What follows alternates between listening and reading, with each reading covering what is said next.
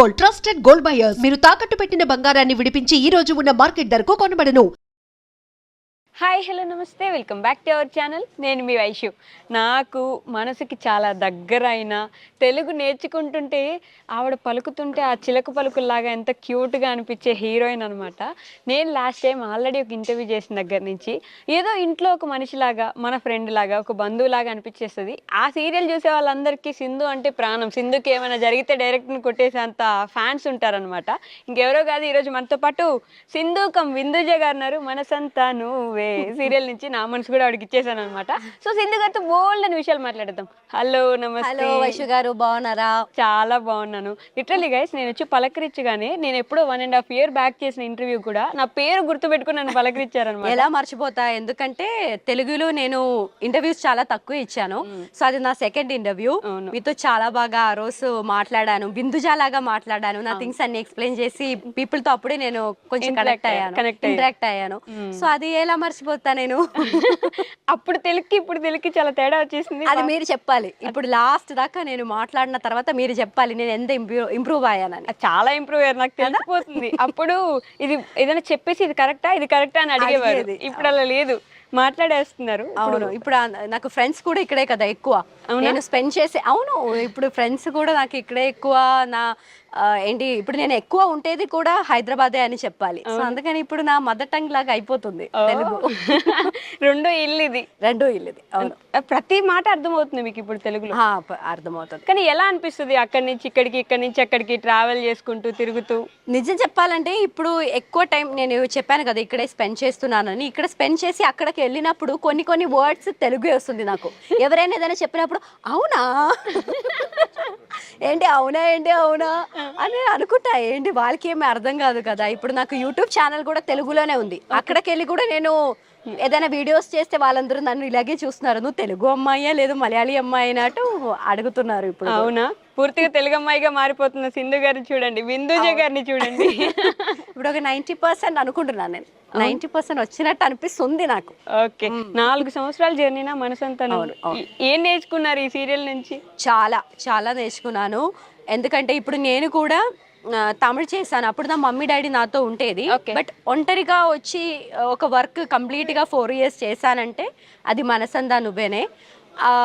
So ఇంకొక second family నాకు మనసందా నువ్వే. ఇంకొక ప్రాజెక్ట్ నేను చేసినా కూడా ఇంత కంఫర్ట్ నాకు అక్కడ వస్తుందా లేదా నాకు తెలియదు. బట్ ఇక్కడైతే చాలా కంఫర్ట్గా ఉంది, ఇంకొక ఫ్యామిలీ లాగా ఉంది. ఇప్పుడు ఆర్టిస్ట్ అయినా, టెక్నీషియన్స్ అయినా, మేనేజర్స్ ఎవరి గురించి చెప్పాలన్నా కూడా అందరూ మా మేనేజర్స్ అలా చెప్పకుండా ఫ్రెండ్స్, అన్న, అక్క అలా చెప్పడం నాకు ఇష్టం. ఒక్కొక్క పర్సన్ తో నాకు ఒక రిలేషన్ కనెక్ట్ అయ్యింది. ఫ్యామిలీ లాగే అయిపోయింది. ఎవరు ఎక్కువ మనసంతా నువ్వే నుంచి మీకు ఫేవరెట్ అని చెప్పుకోవచ్చు? అందరూ నాకు ఫేవరెట్. ఒక్కరి పేరు చెప్పలేను. సో అందరూ నాకు వెరీ వెరీ క్లోజ్. అందరూ వెరీ క్లోజ్. ఓకే, సో మనసంతా నువ్వే ఇక్కడ తెలుగులో చేశారు. మీరు ఇందాక తమిళ్ అన్నారు కదా. అవును. తమిళ్ ఇండస్ట్రీకి తెలుగు ఇండస్ట్రీకి ఏంటి డిఫరెన్స్ మీరు గమనించారు? యాక్చువల్లీ ఇండస్ట్రీ వైజ్ చెప్పాలంటే పెద్ద డిఫరెన్స్ అలా లేదు. లాంగ్వేజెస్ తప్ప నాకు ఎక్కడ ఏ డిఫరెన్స్ కనిపించదు. బట్ మనకు ఒక కంఫర్ట్ అనేది ఉండదు కదా. సో నాకు ఎక్కువ కంఫర్ట్ ఇక్కడ అనిపిస్తుంది. అది మేబీ బికాస్ ఆఫ్ మనసందా నువ్వే క్రూ వల్లనో నాకు తెలీదు. ఇంకొక ప్రాజెక్ట్ నేను చేయలేదు కాబట్టి అలా చెప్పలేను. బట్ అయినా నాకు ఇక్కడ వెరీ కంఫర్ట్. సో అదే నాకు ఇంకొక ప్రాజెక్ట్ వచ్చినా కూడా ఈ యొక్క కంఫర్ట్ అక్కడ ఉంటుందో లేదో తెలియదు. ఓకే, ఇంకో ప్రాజెక్ట్ తెలుగులోనే చేసేదానికి కూడా మీకు ఆలోచిస్తున్నారా, లేకపోతే అసలు ప్రాజెక్ట్సే రాలేదా? యాక్చువల్లీ ప్రాజెక్ట్స్ అడిగారు. అప్పుడు ఫస్ట్ వీక్, థర్డ్ వీక్కి అడిగారు. అదే షెడ్యూల్లో మన మనసందా నువ్వే వెళ్తుంది కాబట్టి కమిట్ అవ్వలేకపోయాను. అండ్ ఇప్పుడు మనసందా నువ్వే నాకు ఇచ్చిన హైప్కి దానికంటే ఇంకా కొంచెం మంచిగా ఇంకా వచ్చినా చెయ్యాలి అని థింక్ చేస్తున్నా. ఎందుకంటే I don't want to disappoint my audience. So మనసందా నువ్వేలే నాకు ఏమేం హైప్ వస్తుందో, నాకు ఎలా కమెంట్స్ వస్తుందో దానికంటే ఇంకా మంచిగా నా క్యారెక్టర్ని నన్ను వాళ్ళ ముందు పోర్ట్రేట్ చేయాలి అని థింక్ చేసి సెలెక్టివ్గా ఉంటున్నాను. ఓకే, బయట సింధుని ఎలా రిసీవ్ చేసుకుంటున్నారు తెలుగు ఆడియన్స్? అమ్మో చాలా. ఇప్పుడైతే నేను కొక్కపేటకి, ఇప్పుడు హైదరాబాద్కి ఆల్మోస్ట్ షిఫ్ట్ అయిపోయాను. సో ఇప్పుడు 2 monthsకి ఒకసారి ఇంటికి వెళ్ళొస్తున్నాను, నాకు ప్లేస్కి కేరళకి వెళ్ళొస్తున్నాను.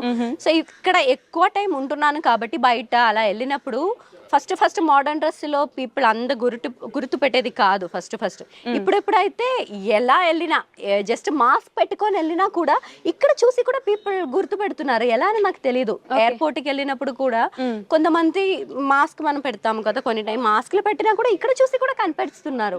సో మేబీ అందలా మనసంతా నువ్వని ఫాలో అవుతున్నానా లేదు 4 years నుంచి నేను చేస్తున్నాను కాబట్టి వాళ్ళ మనసులోకి నేను అందలా వెళ్ళిపోయినా కూడా నాకు తెలియదు. బట్ సింధు క్యారెక్టర్ అయితే చాలా చాలా బాగా అందరి మనసులో వెళ్ళిపోయిందని నాకు సీరియల్ పేరు మనసంతా నువ్వే, అందుకే అందరు మనసుల్లోకి మీరు వెళ్ళిపోయాను. కానీ సింధు గారు ఎప్పుడైనా ఇంట్లో వాళ్ళని కానీ మీ పేరెంట్స్ ని బయట ఎవరినైనా మిస్ అవుతారా ఇక్కడ ఎక్కువ టైం ఉండడం వల్ల? మిస్ అవుతా. ఓకే. బట్ అక్కడికి వెళ్ళిపోయినప్పుడు వాళ్ళతో ఒక 4 days అయిపోయిన తర్వాత అయ్యో మళ్ళీ ఇక్కడికి రావాలి అనిపిస్తుంది.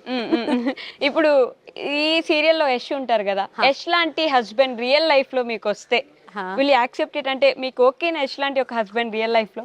ఇప్పుడు యష్ క్యారెక్టర్ లో అయినా సింధు క్యారెక్టర్ లో అయినా పాజిటివ్ నెగటివ్ రెండు ఉన్నాయి. సో బేసిక్ గా చెప్పాలంటే యష్ లాంటి క్యారెక్టర్ ఓకే, మంచి పర్సన్ అనుకుంటున్నా. అయినా కొంతమందికి యష్ క్యారెక్టర్ నచ్చదు, తిట్టుకు ఉంటారు కదా ప్రమోస్ లో వచ్చి ఎందుకు ఇలా చేస్తున్నావు సింధుతో అని. బట్ అదే ఇప్పుడు సీరియల్లో అయినా రియల్ లైఫ్ లో అయినా అందరికి పాజిటివ్ నెగటివ్స్ అనేది ఉంటుంది. సో అంటే యష్ మిమ్మల్ని అనుమానించారు, ఇబ్బంది పెట్టారు, మీరు యష్ వల్ల జైలుకి వెళ్ళాను. అలాంటి సిచ్యువేషన్స్ రియల్ లైఫ్ లో వస్తే కష్టం కదా, అందుకని యాక్సెప్ట్ చేయడం కొంచెం కష్టం. ఓకే. మన యష్ గారు ఎలా ఉంటారు మీతో పాటు? He is very nice person. First కలిసినప్పుడు ఎలా ఉన్నారో ఇప్పుడు కూడా అలాగే ఉంటున్నారు. Very down to earth, very calm quiet person. ఒక్క పర్సన్ 3-4 years నుంచి అలాగే ఎలా ఉండొచ్చో నాకు తెలియదు. ఫస్ట్ డే ఎలా మీట్ అయ్యానో ఇప్పుడు కూడా అలాగే ఉంటున్నారు. అసలు ఇంటరాక్షన్ గానీ ఎక్కువ మాట్లాడతాము, వెరీ వెరీ వెరీ లైట్ గానే మాట్లాడతాం. ఎందుకంటే మనకి ఎక్కువ కూర్చొని మాట్లాడడానికి కూడా ఇక్కడ టైం ఉండదు, అంత బిజీగా ఉంటది మన షెడ్యూల్స్. ఎందుకంటే యష్ సింధు లేకుండా సీన్స్ ఏ ఉండదు కాబట్టి మనకి కూర్చొని ఎక్కువ మాట్లాడడానికి టైం ఉండదు. బట్ ఉన్న టైం మంచిగానే మాట్లాడుకుంటాం. ఓకే. అంటే యష్ గా కాకుండా ఏక్నాథ్ గారికి ఒక రియల్ హస్బెండ్ గా మీరు ఎన్ని పాయింట్స్ ఇవ్వగలరు? అంటే వాళ్ళ అదైతే 9.5 10కి 9.5 10 ఇచ్చేస్తా కావాలంటే. ఎందుకలా? ఎందుకంటే తన వైఫ్ కూడా నాకు మంచి ఫ్రెండ్, మన సీరియల్లో కూడా చేసింది కాబట్టి చూస్తున్నాం కదా వాళ్ళు కపుల్ గా రియల్ లైఫ్ లో ఎలా ఉంటున్నారని. So they are 10 out of 10. Very good couple. వాళ్ళ అండర్స్టాండింగ్ అని వాళ్ళ ట్రావెలింగ్స్ ఎక్కువ చేస్తూ ఉంటారు, మనం ఇన్స్టాగ్రామ్ లో అన్ని చూస్తూ ఉంటాం. సో అలాంటి హస్బెండ్ అంటే వెరీ నైస్. ఏక్నాథ్ లాంటి హస్బెండ్ అంటే అందరు అమ్మాయిలు కోరుకుంటారు. అవునా? యష్ లాంటి హస్బెండ్ కొంచెం డౌట్ కానీ ఏక్నాథ్ లాంటి హస్బెండ్ అంటే ఓకే. ఓకే. అంత కామ్ అండ్ క్వైట్ గా ఉండాలంటే కూడా కష్టం కదా చాలా. ఇప్పుడు చాలా మంది హౌస్ లో ఒకేలా ఉంటారు, బయట ఇంకొకలా ఉంటారు. బట్ నేను 4 years 5 years నుంచి చూస్తున్నాను కాబట్టి నాకు పెద్ద డిఫరెన్స్ కనిపించాలి అతనిలో. ఫస్ట్ నుంచి ఎలా ఉన్నారో ఇప్పుడు కూడా అలాగే ఉంటున్నారు. బాబా. ఓకే. సో మీ రొటీన్ మార్నింగ్ టు నైట్ ఎలా ఉంటుంది మీ day? Shoot and off shoot కూడా. అసలు షూట్ లేకపోతే ఎలా ఉంటారు? షూట్ ఉంటే మార్నింగ్ లేవడం. ఇప్పుడు హౌస్ ఉంది కాబట్టి ఉన్న టైం కుక్ చేస్తా, ఏదైనా కావాలా కుక్ చేస్తా. అందలేదు బట్ కొంచెం షూట్ కి కావాల్సినది కొంచెం కుక్ చేస్తా. జిమ్ ఏదైనా ఉంటే జిమ్ చేస్తా, మేకప్ చేసుకొని లొకేషన్కి వచ్చేస్తా. అక్కడ నుంచి 9 దాకా షూట్ చేస్తా. తర్వాత ఇంటికి వెళ్ళిపోతా. నేను డిన్నర్ ఎవ్రీడే డిన్నర్ చేయను, ఇక్కడే డిన్నర్ అయిపోతుంది. మళ్ళీ ఫ్రెష్ అయ్యి పడుకోవడమే. అది షూట్ ఉన్న రోజులు. షూట్ లేని రోజులు ఫ్రెండ్స్ ఉంటారు కదా, మహి, యామిని, తులసి, వాళ్ళందరితో ఎక్కడైనా బయటకి సరదాగా వెళ్ళడం, లేదంటే ఇంట్లోనే ఉండడం అంతే. ఫ్రెండ్స్ కూడా సీరియల్ ఫ్రెండ్స్ ఉన్నట్టున్నారు. సీరియల్ ఫ్రెండ్స్ అయినా రియల్ ఫ్రెండ్స్ కూడా. వాళ్ళతో కూడా చాలా బాగా కనెక్ట్ అయిపోయాను. ఓకే. సో ఈ 4 years నుంచి చూస్తుంటే కూడా అదే మెయింటైన్ చేస్తున్నారు బ్యూటీ. ఏం తింటారు మార్నింగ్ టు నైట్? అసలు ఏం తింటారు? మీ డైట్ ఏంటి? డైట్ గా ఏం లేదు, నిజం చెప్పాలంటే. అసలు చాలా మంది ఫాలో అవుతున్నారు డైట్, బట్ నాకు అలా డైట్ అని ఏం లేదు. అవునా? నాకు మంచిగా ఆకలిస్తే మంచిగా తింటా, ఏమనిపిస్తే తినేస్తారా అంతే. ఇప్పుడు వద్దు అనిపిస్తే తినను అంతే. అది నా బాడీ కూడా. ఇప్పుడు 3 days కొంచెం మంచిగా తినలేదంటే తగ్గిపోతా నేను. ఓకే. 3 days మంచిగా తింటే కొంచెం లావ్ అవుతా, అలా చెప్తారు చాలా మంది. నాకు కూడా అనిపించింది. అలా ఏం లేదు. బట్ ఫ్రూట్స్ తింటా. నాకు ఫ్రూట్స్ వెజిటబుల్స్ తినడం కొంచెం కష్టం, అయినా తినాలి కదా అని తింటా అంతే.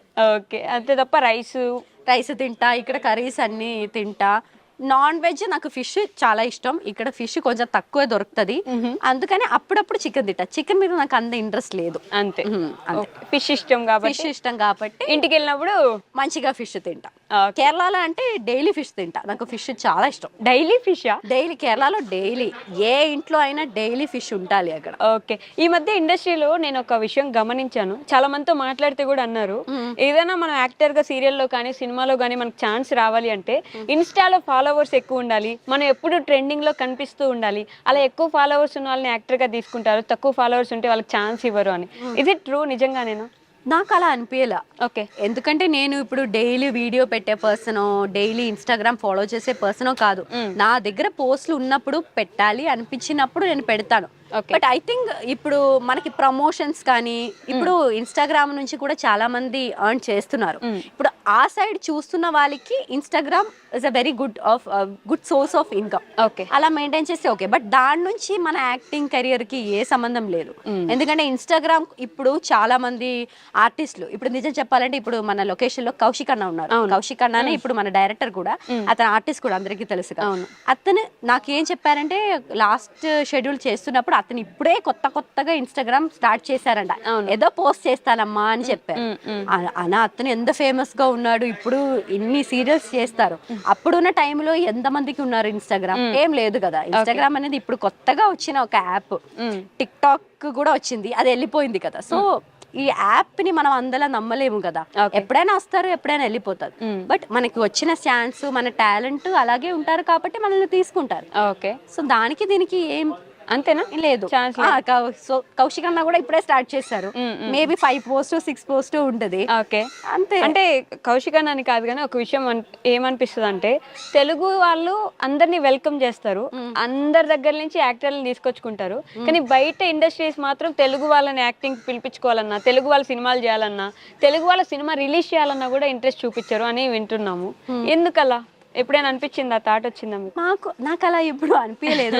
అలా చెప్పాలంటే మలయాళంలో అల్లు అర్జున్ కి ఎంత ఫ్యాన్స్ ఉన్నారు. అవును, అప్పటి నుంచే చాలా మంది ఫ్యాన్స్ అతనికి ఉన్నారు. మలయాళంలో చాలా మంది వెల్కమ్ చేశారు. ఇప్పుడు లాంగ్వేజెస్ చూడకుండానే అందరూ ఆల్ మూవీస్ చూస్తున్నారు కదా.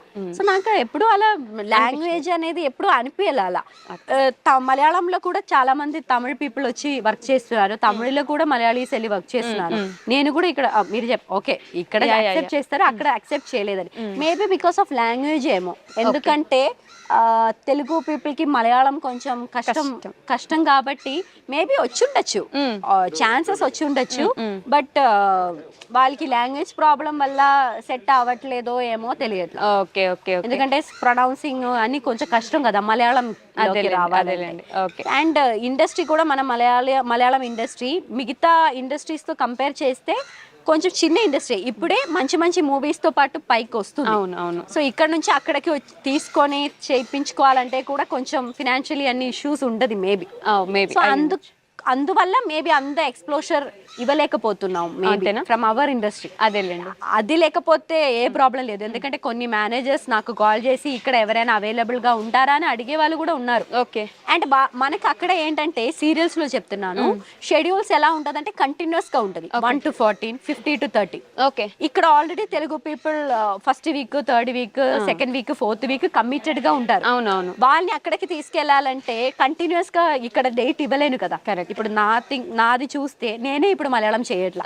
ఎందుకంటే నా షెడ్యూల్ ఫస్ట్ థర్డ్ ఉంది కాబట్టి నేను ఇంకొక మలయాళం సీరియల్ చేయలేకపోతున్నాను షెడ్యూల్ వల్ల. సో ఇక్కడ నుంచి ఎలాగో తీసుకోవడం కష్టం. అదన్ని వల్ల మేబీ సెట్ అవ్వట్లేదేమో. Okay, done. సో ఫైనల్లీ సింధుకి ఆల్రెడీ 2 పిల్లలు ఉన్నారు ఈ సీరియల్లో. మరి విందు జగర్ పెళ్ళి ఎప్పుడు? అది కష్టం. ఎందుకని? అసలు లవ్ మీద ఒపీనియన్ ఏంటి? లవ్ మీద నాకు మంచి ఒపీనియన్ ఉంది. ఇప్పుడు నాకు మ్యారేజ్ అవ్వలేదు, నాకు బాయ్ ఫ్రెండ్ లేదని చెప్పి నేను లవ్ మీద ఏ తప్పు చెప్పను. ఇప్పటి వరకు అసలు లవ్ లో ఎప్పుడు లవ్ ఉండేది, నాకు బ్రేకప్ అయింది. యాక్చువల్లీ మ్యారేజ్ దాకా వెళ్ళి ఒక రిలేషన్ నాకు బ్రేక్ అయిపోయింది. ఆల్రెడీ చెప్పాను, నాకు తెలుసు. ఆల్రెడీ వెళ్ళి అక్కడ దాకా వెళ్ళి బ్రేక్ అయిపోయింది. ఓకే, మిస్అండర్స్టాండింగ్ వల్ల ఏదో వల్ల అయిపోయింది. బట్ అందుకని నాకు లవ్ మీద కానీ మ్యారేజ్ మీద కానీ బ్యాడ్ ఒపీనియన్స్ లేదు. బట్ నాకు ఎప్పుడు సెట్ అవుతుందో తెలియదు. అవునా? సెట్ అవుతే చేసుకుంటా, లేదంటే లేదు. లేదంటే లేదు, కంపల్సరీ అయితే కాదు. కంపల్సరీ అయితే కాదు. ఓకే, సో మనసంతా నువ్వే సీరియల్ ఫ్యాన్స్ కి if you want to say something please. నిజం చెప్పాలంటే వాళ్ళకి థ్యాంక్ యూ చెప్పాలి. Thank you so much audience. ఎందుకంటే ఒక సీరియల్ 4 years 1000+ ఎపిసోడ్ వెళ్ళాలంటే పెద్ద విషయం.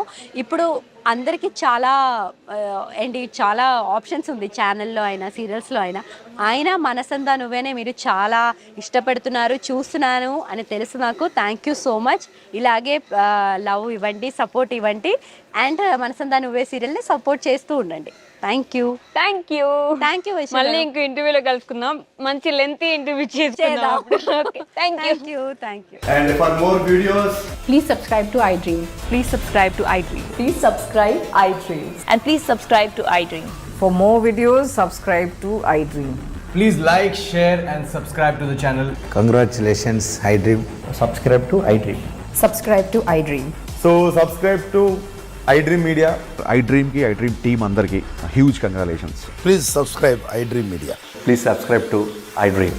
Subscribe iDream. Please subscribe to iDream. iDream అంటే నా కళల ఛానల్ సబ్స్క్రైబ్ చేసుకున్నారు, నోరు తిరుగుతలేదు, మీరైతే గంట గుర్తు కొట్టండి. For more such videos, please subscribe to iDream. Subscribe to iDream. Please subscribe to iDream. Please subscribe iDream Media. Please do subscribe to iDream. Please subscribe to iDream Media. For best entertainment and information, please subscribe iDream. And don't forget to subscribe to iDream.